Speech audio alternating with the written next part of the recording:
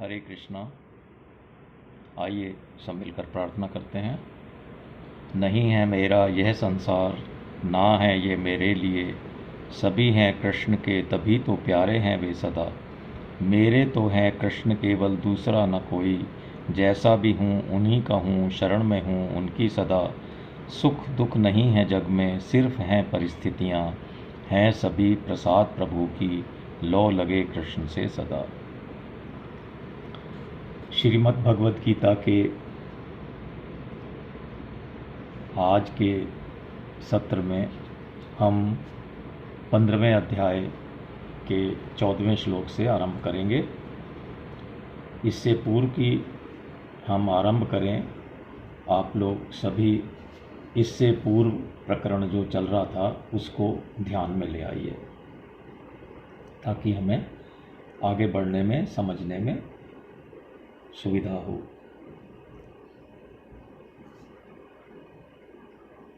पिछले श्लोक में भगवान ने सामूहिक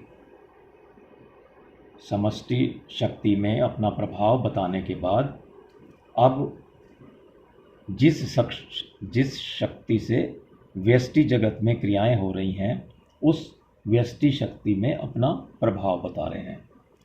14वें श्लोक की तरफ जा रहे हैं हम। तो उसका सब्जेक्ट मैटर क्या है, विषय क्या है, उस संबंध में मैंने अभी बताया आपको। तो 14वां श्लोक 15वें अध्याय का इस प्रकार है। प्राणियों के शरीर में रहने वाला मैं, प्राण अपान से युक्त वैश्वानर यानी कि जठराग्नि होकर 4 प्रकार से अन्न को पचाता हूँ। तो जो पुराने साधक हैं उनको जठराग्नि के विषय में ध्यान आ गया होगा, पूर्व में भी बताया गया था। अभी यहाँ वापस बता देंगे। जो लोग नए सुन रहे हैं, नए ज्वाइन किया है जिन्होंने, उनको भी, और जिन्होंने पुराना सुन रखा है उनके लिए भी दोबारा रिवीजन हो जाएगा। अब हम 14वें श्लोक को समझने का प्रयास करते हैं। 12वें श्लोक में अग्नि की प्रकाशन शक्ति में अपने प्रभाव का वर्णन करने के बाद भगवान इस श्लोक में यानी कि 14वें श्लोक में वैश्वानर रूप अग्नि की पाचन शक्ति में अपना प्रभाव वर्णन करते हैं। जो पुरुष के भीतर अग्नि है वह वैश्वानर है, जिससे ये अन्न जो कि भक्षण किया जाता है, पचाया जाता है उस अग्नि से। उस अग्नि को जठराग्नि भी बोलते हैं। जिस अग्नि से भोजन पचता है उसको जठराग्नि कहते हैं, वैश्वानर अथवा जठराग्नि। तात्पर्य यह है कि अग्नि के दोनों ही कार्य, प्रकाश करना और पचाना, भगवान की ही शक्ति से होते हैं। प्राणियों के शरीर को पुष्ट करने तथा उनके प्राणों की रक्षा करने के लिए भगवान ही वैश्वानर अथवा जठराग्नि के रूप में उन प्राणियों के शरीर में रहते हैं। मनुष्यों की तरह लता वृक्ष आदि स्थावर और पशु पक्षी आदि जंगम प्राणियों में भी वैश्वानर की पाचन शक्ति काम करती है। ऐसा नहीं कि सिर्फ मनुष्यों में ही यह शक्ति काम करती है, बल्कि सभी जीवों में, पशु पक्षी पेड़ पौधे सभी में। लता वृक्ष आदि जो खाद्य जल ग्रहण करते हैं, पाचन शक्ति के द्वारा उसका पाचन होने के फलस्वरूप ही उन लता वृक्ष आदि की वृद्धि होती है। फिर आगे श्लोक में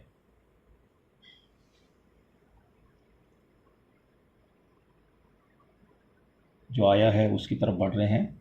शरीर में प्राण अपान समान और उदान और व्यान 5 प्रधान वायु हैं, और इसके अलावा, इसके अतिरिक्त नाग, कूर्म, क्रकर, देवदत्त और धनंजय, ये 5 उप प्रधान वायु प्रत्येक शरीर में रहती हैं।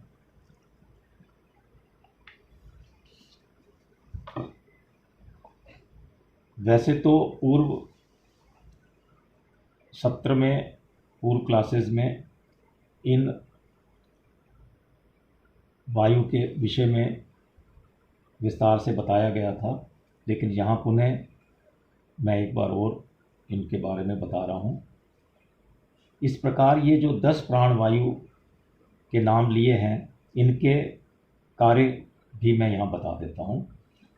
प्राण, इसका निवास स्थान हृदय, प्राणवायु की बात कर रहे हैं।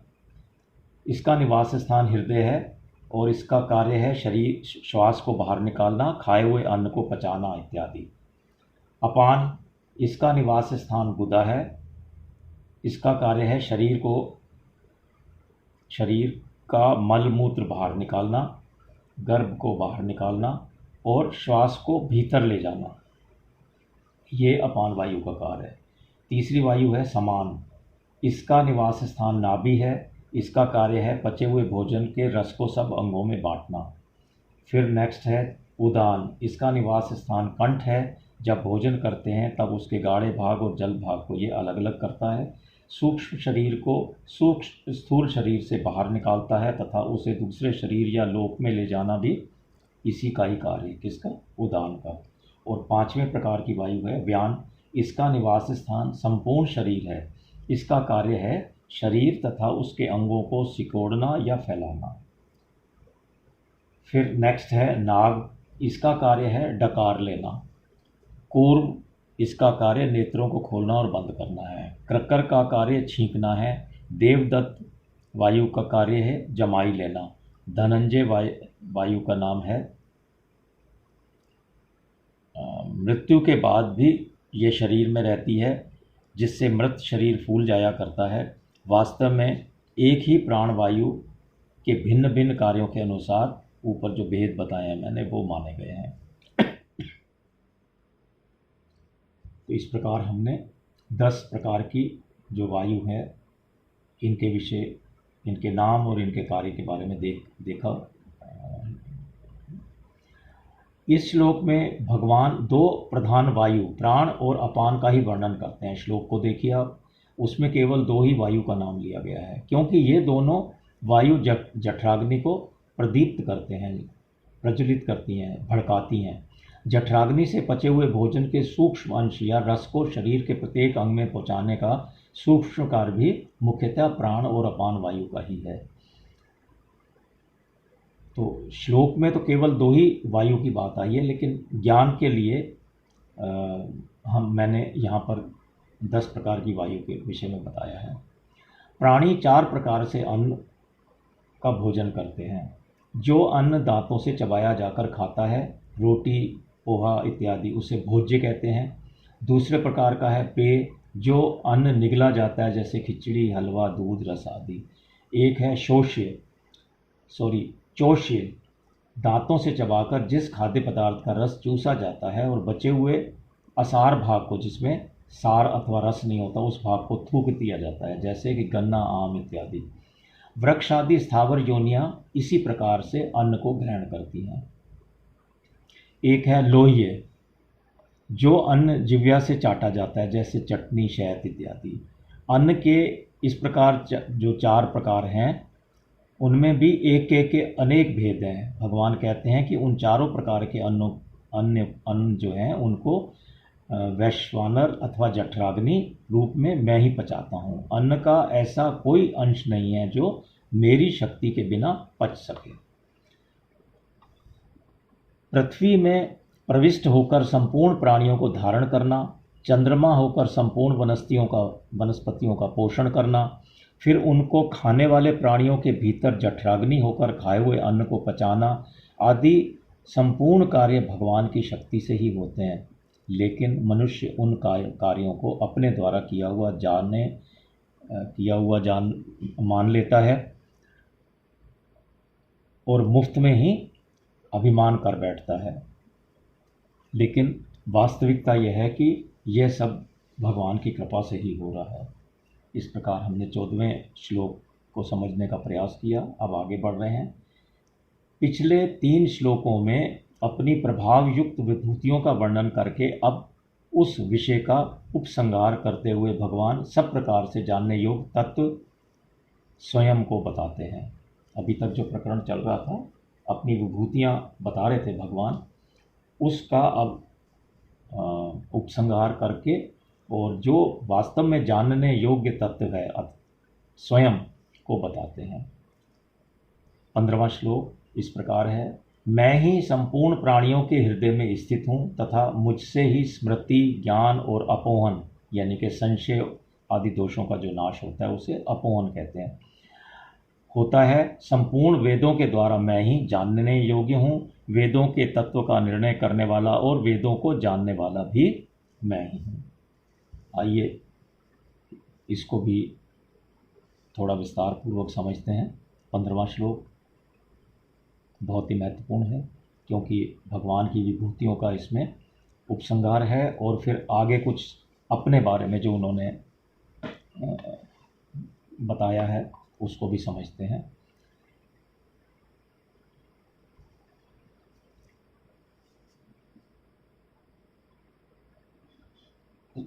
सदा साथ रहने वाले तथा परस्पर सख्य भाव रखने वाले दो पक्षी, जीवात्मा एवं परमात्मा, एक ही वृक्ष शरीर का आश्रय लेकर रहते हैं। एक ही वृक्ष, कौन सा वृक्ष? शरीर, उसका आश्रय लेकर दो पक्षी रहते हैं, एक जीवात्मा और एक परमात्मा। एक ही वृक्ष, वृक्ष का नाम शरीर है, उसका आश्रय लेकर रहते हैं। उन दोनों में से एक जीवात्मा तो उस वृक्ष के कर्म फलों का स्वाद ले लेकर उपभोग करता है, किंतु दूसरा जो पक्षी है, जो दूसरे पक्षी का नाम क्या है? एक का नाम जीवात्मा है तो दूसरे पक्षी का नाम परमात्मा है, उनका भोग ना करता हुआ केवल देखता रहता है। वो अर्थात जीवात्मा तो उस वृक्ष के साथ लिप्त हो जाता है, अब मैं और मेरापन बना लेता है, और परमात्मा जो दूसरा पक्षी है वो केवल देखता रहता है, यानी कि वो उससे सानिध्य अथवा अपनापन या मैंपन नहीं बनाता। पिछले श्लोकों में अपनी विभूतियों का वर्णन करने के बाद अब भगवान यह रहस्य प्रकट करते हैं कि मैं स्वयं सब प्राणियों के हृदय में विद्यमान हूँ। यद्यपि शरीर, इंद्रियां, मन, बुद्धि आदि सभी स्थानों में भगवान विद्यमान है, फिर भी हृदय में विशेष रूप से भगवान विद्यमान है।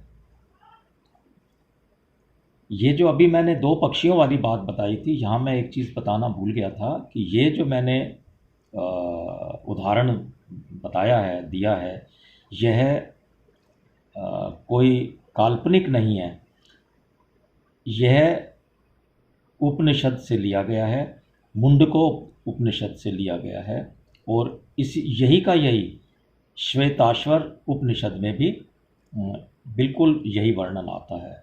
तो ये ग्रंथों से लिया गया है, ना कि कोई काल्पनिक है ये बात पक्षियों वाली कि एक ही वृक्ष शरीर जो है उसमें दो पक्षी रहते हैं, इस विषय में जो मैं बात बता रहा हूँ।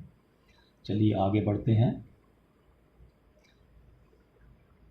हृदय की बात कर रहे थे कि भगवान हृदय में विशेष रूप से रहते हैं। वैसे तो सब जगह ही हैं, पर हृदय में, हमारी इंद्रियों में सब जगह ही हैं, लेकिन विशेष रूप से भगवान हमारे हृदय में रहते हैं, ऐसा भगवान कह रहे हैं।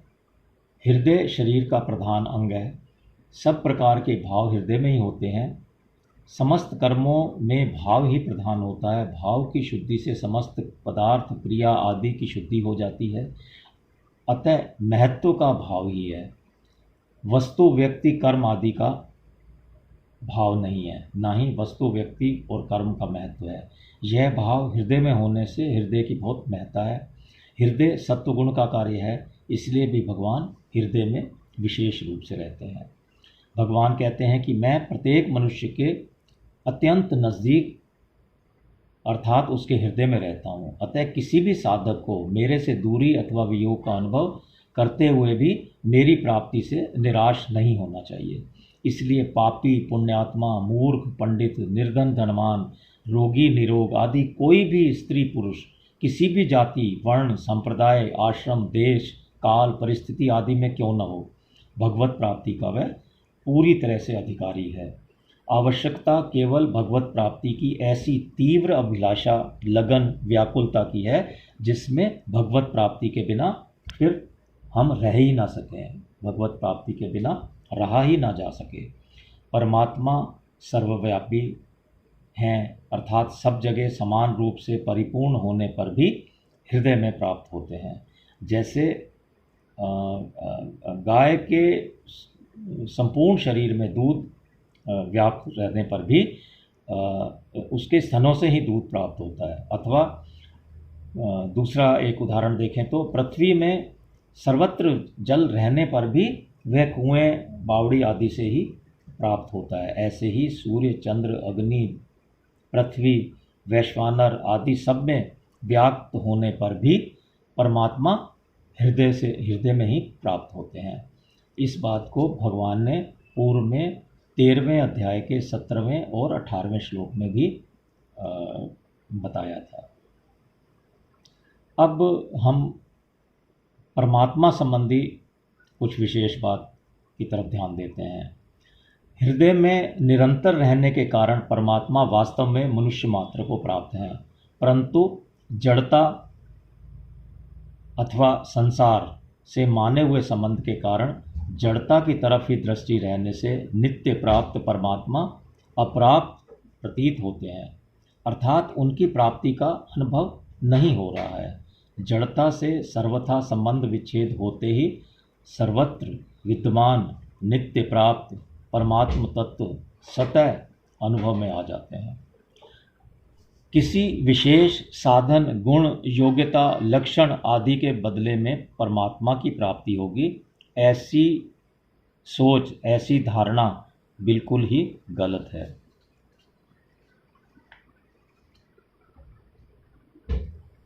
कहने का आशय यह है कि परमात्म तत्व की प्राप्ति मन, बुद्धि, इंद्रियां, शरीर आदि जड़ पदार्थों के द्वारा नहीं, बल्कि जड़ता के त्याग से होती है। अगर जड़ता का आश्रय और विश्वास छूट जाए तो एकमात्र परमात्मा का ही आश्रय और विश्वास हो जाए, तथा एकमात्र परमात्मा का ही आश्रय और विश्वास होने से फिर परमात्मा की प्राप्ति में विलंब होने का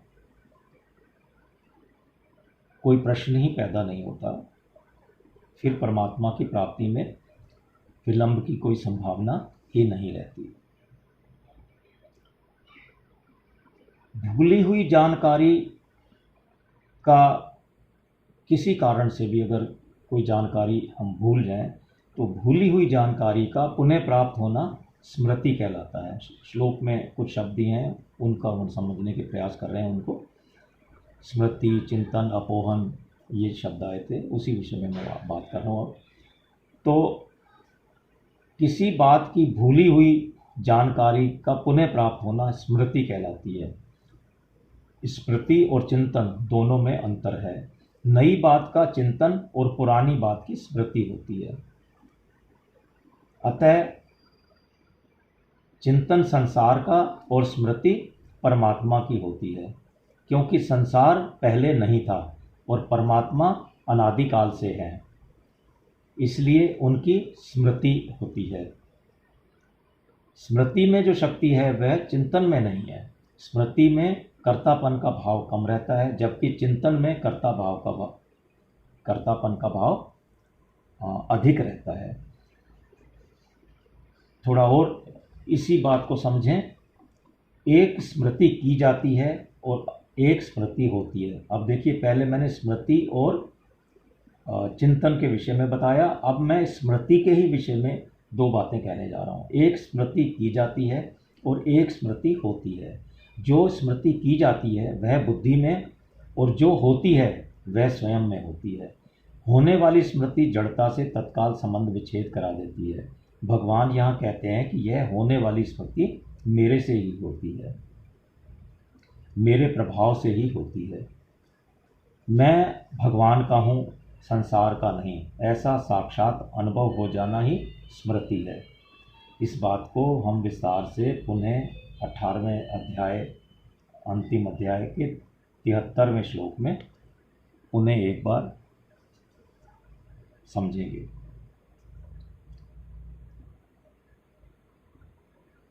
केवल विस्मृति अथवा मोह का नाश। स्मृति में कोई नया ज्ञान या अनुभव नहीं होता, केवल विस्मृति अथवा मोह का नाश होता है। भगवान से हमारा वास्तविक संबंध है। इस वास्तविकता का प्रकट होना ही स्मृति का प्राप्त होना है। जो बात हम भूल गए थे उसको हम उन्हें उसकी जानकारी प्राप्त हो गई है, उसकी स्मृति हो गई है।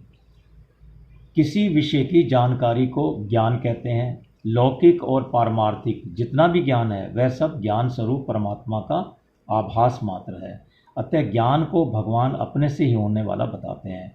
वास्तव में ज्ञान वही है जो स्वयं से जाना जाए। अनंत, पूर्ण और नित्य होने के कारण इस ज्ञान में कोई संदेह अथवा भ्रम नहीं होता। यद्यपि इंद्रिय और बुद्धि जन ज्ञान भी ज्ञान ही कहलाता है, फिर भी सीमित अथवा अल्प, अपूर्ण तथा परिवर्तनशील होने के कारण इस ज्ञान में संदेह या भ्रम रहता है। इंद्रियों द्वारा जो ज्ञान किया प्राप्त करते हैं हम, जैसे नेत्रों से देखने पर सूर्य अत्यंत बड़ा होते हुए भी आकाश में छोटा सा दिखाई देता है। बुद्धि से जिस बात को पहले ठीक समझते थे, बुद्धि के विकसित अथवा शुद्ध होने पर वही बात बाद में गलत भी लगने लगती है। कहने का आशय यह है कि इंद्रियां और बुद्धि जन ज्ञान करण सापेक्ष और अल्प होता है। अल्प ज्ञान ही अज्ञान कहलाता है। इसके विपरीत स्वयं का ज्ञान किसी करण, इंद्रिय, बुद्धि आदि की जो अपेक्षा नहीं रखता और वह सदा पूर्ण होता है। वास्तव में इंद्रिय और बुद्धि जन ज्ञान भी स्वयं के ज्ञान से प्रकाशित होते हैं, अर्थात सत्ता पाते हैं। संशय, भ्रम, विपरीत भाव, तर्क वितर्क आदि दोषों के दूर होने का नाम अपोहन है। अपोहन का शाब्दिक अर्थ है संशय का नाश होना। तो संशय में भ्रम, विपरीत भाव, तर्क वितर्क आदि दोष हैं, इनको भी शामिल कर लें तो इन दोषों के दूर होने का नाम अपोहन है।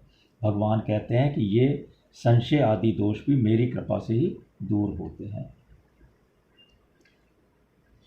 कई बार हम बहुत लोगों के मुंह से सुनते हैं कि भगवान को किसने देखा है, संसार ही सत्य है जो दिखाई दे रहा है, भगवान दिखाई कहाँ दे रहे हैं इत्यादि संशय और भ्रम भगवान की कृपा से ही मिटते हैं। ऐसा भगवान कह रहे हैं कि ये जो संशय है ये मेरी कृपा से ही मिटता है। सांसारिक पदार्थों में अपना हित दिखना, उनकी प्राप्ति में सुख दिखना, प्रतिक्षण नष्ट होने वाले संसार की सत्ता दिखना आदि विपरीत भाव भी भगवान की कृपा से ही दूर होते हैं।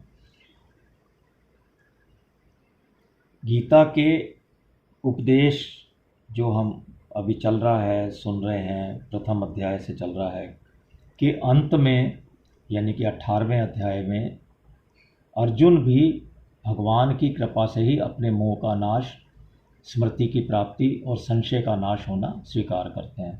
इस बात को अर्जुन ने 18वें अध्याय के यानी कि अंतिम अध्याय के 73वें श्लोक में स्वयं अपने मुख से ये बात भगवान से स्वीकार की कि आपकी कृपा से ही अपने मोह का नाश, स्मृति की प्राप्ति और संशय का नाश हो गया है, ऐसा अर्जुन ने वहाँ पर बताया। संपूर्ण वेद एवं वेदानुकूल संपूर्ण शास्त्रों का वाचक जो यहाँ पर भगवान ने श्लोक में शब्द प्रयोग किया है कि संपूर्ण वेदों के द्वारा, तो संपूर्ण में सब कुछ, सभी शास्त्र आ जाते हैं। एकमात्र तात्पर्य परमात्मा का वास्तविक ज्ञान कराने अथवा उनकी प्राप्ति कराने में ही है। भगवान ये बात स्पष्ट करते हैं कि वेदों का वास्तविक तात्पर्य मेरी प्राप्ति कराने में है। सांसारिक भोगों की प्राप्ति कराने में वेदों का तात्पर्य अथवा कार्य नहीं है। श्रुतियों में सकाम भाव विशेष वर्णन आने का यह कारण है कि संसार में सकाम मनुष्यों की संख्या अधिक होती है, इसलिए श्रुति सबकी माता होने से उनका भी पालन करती है। जानने योग्य एकमात्र परमात्मा ही हैं, जिनको जान लेने पर फिर कुछ भी जानना बाकी नहीं रहता। परमात्मा को जाने बिना संसार को कितना ही क्यों न जान लें, जानकारी कभी भी पूरी नहीं होती, सदा अधूरी ही रहती है। महाभारत में भी वर्णन किया गया है कि संपूर्ण वेद पढ़कर भी जो वेदों के द्वारा जानने योग्य परमात्मा को नहीं जानता, वह मूढ़ केवल वेदों का बोझ ढोने वाला है। ऐसा महाभारत में वर्णन किया गया है। जैसा कि हम जानते हैं, अर्जुन में भगवान को जानने की विशेष जिज्ञासा थी, इसलिए भगवान कहते हैं कि संपूर्ण वेदों और शास्त्रों के द्वारा जानने योग्य मैं स्वयं तुम्हारे सामने बैठा हूँ, और फिर इससे अधिक जानने की आवश्यकता क्या है। भगवान से ही वेद प्रकट हुए हैं। यह बात बहुत पूर्व 3 अध्याय के 15वें और 23वें श्लोक में भगवान ने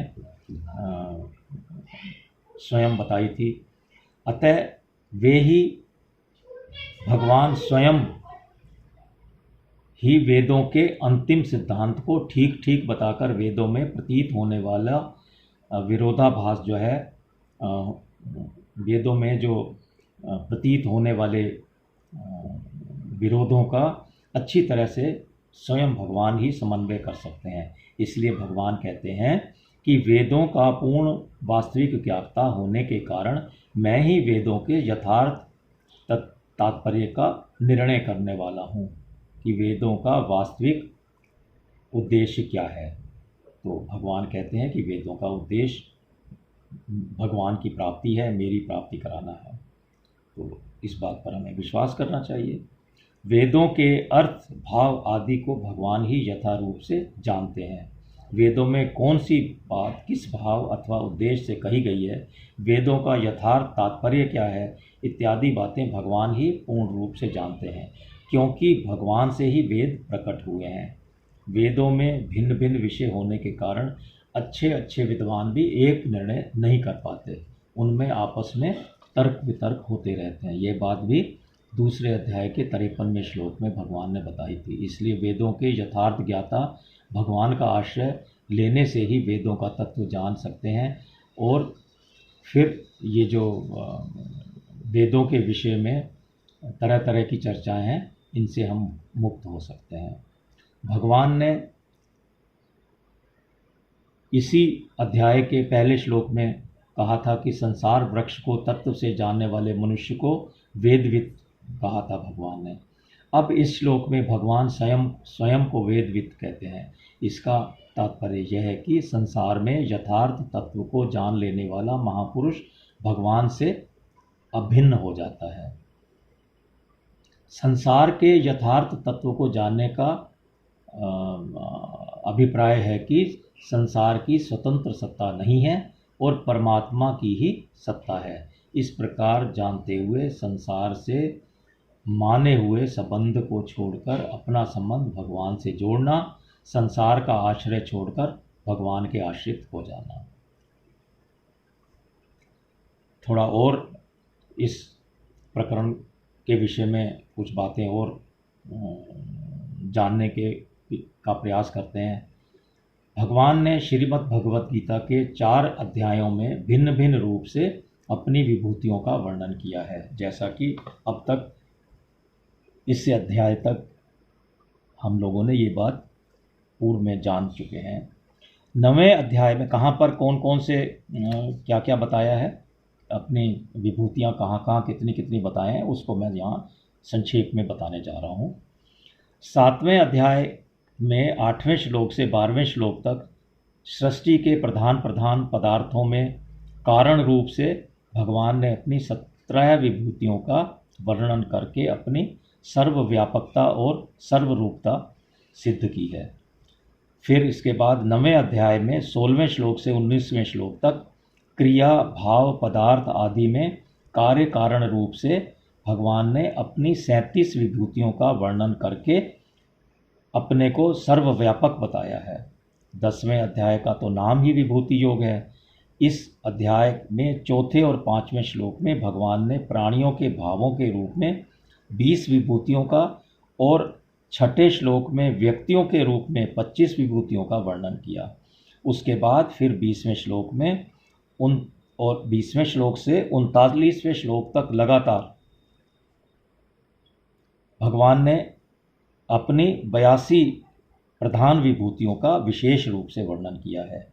इस 15वें अध्याय में आपने नोटिस किया होगा कि 12वें श्लोक से 15वें श्लोक तक भगवान ने अपना प्रभाव बताने के लिए एक बार फिर 13 विभूतियों का वर्णन किया है। इस प्रकार इन चारों अध्यायों में भिन्न भिन्न रूप से विभूतियों का वर्णन करने का आशय यह है कि साधक को वासुदेव सर्वम, जो बात भगवान ने 7वें अध्याय के 19वें श्लोक में बताई थी कि सब कुछ वासुदेव ही हैं, इस तत्व का अनुभव हो जाए, इसलिए भगवान ने ये विभूतियाँ बताई हैं। इसलिए अपनी विभूतियों का वर्णन करते समय भगवान ने अपनी सर्वव्यापकता को ही विशेष रूप से सिद्ध किया है। अपनी विभूतियों के वर्णन का उपसंहार करते हुए भगवान कहते हैं, मैं संपूर्ण प्राणियों के हृदय में सम्यक प्रकार से स्थित हूँ। मैं ये बात इसी अध्याय के इसी श्लोक की कर रहा हूँ, 15वें अध्याय के 15वें श्लोक में ही कहा है भगवान ने ऐसा। तो तात्पर्य यह हुआ कि संपूर्ण प्राणी पदार्थ परमात्मा की सत्ता से ही सत्तावान हो रहे हैं, परमात्मा से अलग किसी की भी स्वतंत्र सत्ता नहीं है। इसको हम एक एग्जाम्पल से भी समझ सकते हैं। जैसे प्रकाश के अभाव अथवा अंधकार में कोई वस्तु दिखाई नहीं देती, ये हम सब जानते हैं। आँखों से किसी वस्तु को देखने पर पहले प्रकाश दिखाई देता है हमको, उसके बाद अथवा प्रकाश पर नज़र जाती है, उसके बाद वह वस्तु दिखती है। अर्थात हर एक वस्तु प्रकाश के अंतर्गत ही दिखाई देती है, किंतु हमारी दृष्टि प्रकाश पर ना जाकर प्रकाशित करने वाली वस्तु पर जाती है। अर्थात वहाँ पर दिया, मोमबत्ती, जहाँ अंधेरे में जो कुछ भी रखा हुआ है, हमारी दृष्टि प्रकाश पर नहीं जाती, बल्कि जहाँ से प्रकाश प्रकट हो रहा है, उत्पन्न हो रहा है, उस पर जाती है। इसी प्रकार संसार में राग होने के कारण मनुष्य की दृष्टि उसके प्रकाशक यानी कि परमात्मा की तरफ नहीं जाती। ये मैंने एग्जाम्पल दिया है, इससे हमारी जो अब तक शायद ना समझे हों कि हमारी दृष्टि संसार पर क्यों जाती है, अब ये बात समझ में आ जाएगी। विभूतियों के वर्णन का तात्पर्य क्या है? भगवान ने अपनी विभूतियाँ क्यों बताई इतने विस्तार से? तो इसलिए कि किसी भी प्राणी पदार्थ की तरफ दृष्टि जाने पर साधक को एकमात्र भगवान की स्मृति होनी चाहिए कि उस प्राणी अथवा पदार्थ में जो विशेषता दिखाई देती है, वह विशेषता उस प्राणी अथवा पदार्थ की नहीं है, बल्कि वह विशेषता उसमें भगवान से ही आई हुई है। अतः हमें प्राणी अथवा पदार्थ की विशेषता पर ध्यान ना देने की बजाय भगवान की तरफ ध्यान देना चाहिए। इसी बात को भगवान ने पूर्व में 10वें अध्याय के 41वें श्लोक में इसी तरह से बताया था। परमात्म तत्व के जिज्ञासु को एकमात्र परमात्मा प्राप्ति का उद्देश्य रहने पर प्रत्येक वस्तु, क्रिया आदि में तत्व रूप से परमात्मा ही दिखाई देते हैं। उसको ऐसा अनुभव हो जाता है कि परमात्मा के सिवाय दूसरा कोई तत्व है ही नहीं, हो सकता ही नहीं। अर्जुन ने 14वें अध्याय में गुणातीत होने का उपाय पूछा था, ध्यान कीजिए आप। इससे जो पिछला अध्याय था उसमें अर्जुन ने गुणातीत होने का उपाय पूछा था भगवान ने। गुणों के संग से ही जीव संसार में फंसता है, अतः गुणों का संग मिटाने के लिए भगवान ने यहाँ अपने प्रभाव का वर्णन किया है।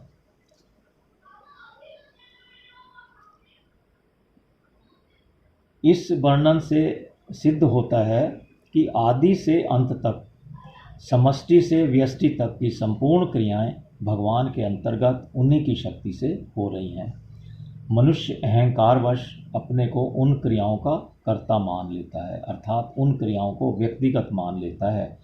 ऐसा मैंने किया, ये मेरी विशेषता के कारण हुआ, और फिर वो बंध जाता है। इस प्रकार हमने देखा कि इस अध्याय के पहले श्लोक में भगवान जो बात कह रहे थे उसका उपसंहार इस 15वें श्लोक में करते हैं। इस श्लोक में स्वयं भगवान का वर्णन है। आदित्यगत, चंद्रगत, अग्निगत अथवा वैश्वानरगत भगवान का वर्णन नहीं। मूल में एक ही तत्व है, केवल वर्णन में फर्क है। पहले ममे वंशो जीव लोके कहकर भगवान ने यह सिद्ध किया कि भगवान अपने हैं, और यहाँ पर जो कहा है भगवान ने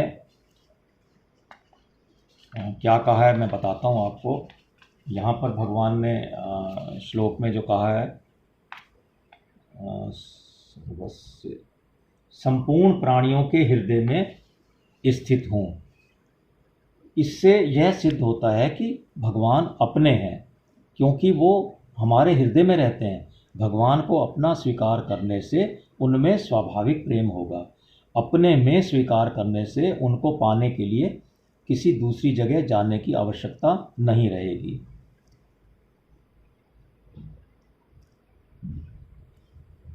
वेदांत का अर्थ है वेदों का अंत, अर्थात निष्कर्ष अथवा निचोड़।